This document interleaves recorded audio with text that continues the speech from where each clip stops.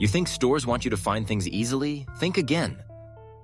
Every time you wander lost in a store, it's not your fault. It's by design. While everyone else falls for these hidden traps, after today, you'll be the one who sees the invisible cage. That feeling of disorientation in your favorite store? It's making retailers billions of dollars every year. You've felt it before, walking in for just one thing and emerging an hour later with a cart full of items you never planned to buy. Most people think store layouts are designed for efficiency and convenience. You've been told stores want you to find items quickly and check out satisfied.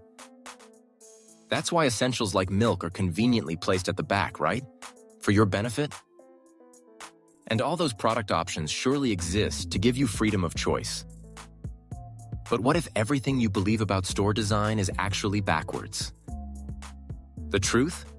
Retailers spend millions studying how to keep you lost, confused, and buying more than you planned.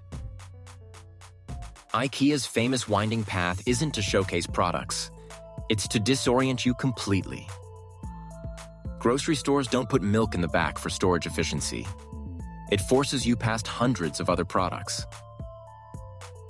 The longer you spend lost in a store, the more your brain switches from rational to emotional purchasing. This psychological phenomenon is called the Gruen transfer, named after the architect who pioneered it. Victor Gruen designed the first enclosed shopping mall in 1956, introducing techniques to disorient shoppers deliberately. His discovery? Confused shoppers spend up to 38% more money than those who can easily navigate. Ever notice there are no clocks or windows in many stores? That's borrowed directly from casino psychology. Retailers even rearrange stores periodically, not for freshness, but to break your mental map and keep you discovering. When your brain can't rely on habit navigation, it enters discovery mode, making you vulnerable to impulse buys. The average shopper makes 3 planned purchases but leaves with 17 items. That's not coincidence. It's design. But the manipulation goes deeper than just putting milk in the back of the store.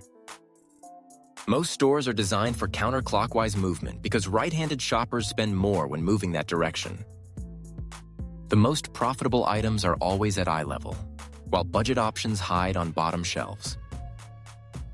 Those end cap displays? They're not sales.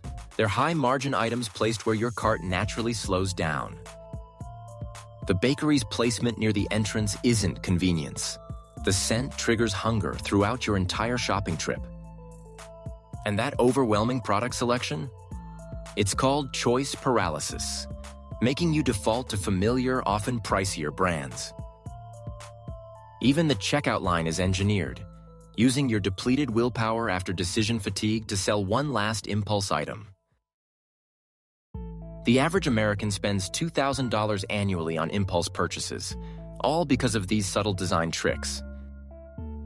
Ironically, Victor Gruen, who invented these techniques, later rejected them as manipulative and harmful to society. The psychology works because finding an item after being lost triggers a dopamine hit, like a mini reward. Your brain's reward system gets hijacked, making you feel accomplished for finding things you never intended to buy. Even store bottlenecks are strategic, forcing you to slow down exactly where they want you to notice products.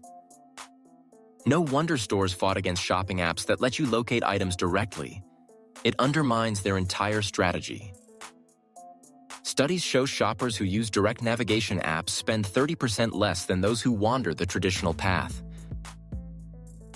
So how do you break free from this invisible manipulation? First, always shop with a list and stick to it. Use store apps or maps to plan your route, avoiding the deliberately wandering path they've designed for you. Wear headphones to block the carefully selected music that's paced to slow your walking speed. Never shop hungry. It makes you vulnerable to those strategically placed food scents and displays. Set a shopping timer. Creating urgency counters their desire to keep you wandering aimlessly. Look at the bottom and top shelves first. That's where the better deals are deliberately hidden. Use a basket instead of a cart when possible. It creates a physical limit to how much you'll buy. Calculate price per unit. Package designs are specifically created to mask true value comparisons. For any unplanned item, implement a 10-second consideration rule. Most impulse urges fade in that time. Understanding these psychological tactics doesn't mean you can't enjoy shopping. It means you shop on your terms. The average aware shopper saves 42% compared to those who don't recognize these manipulation techniques. While most shoppers remain oblivious, you now have the rare advantage of seeing the invisible maze. Over a year, this awareness could save you thousands of dollars, money most people unknowingly surrender. And once you see these tactics in stores, you'll start noticing similar manipulation in restaurants, airports, and websites. Which raises the question, what other environments in your daily life are designed to manipulate your behavior? Is your favorite app designed with the same psychological traps as your favorite store? Share in the comments. What's the most manipulative store design you've encountered? How much did you spend? Next time you're shopping, notice how long it takes to find basic items. Then remember, that's not an accident. And if you're curious about how restaurants use similar tactics, that's coming next. Are you paying attention to the music tempo?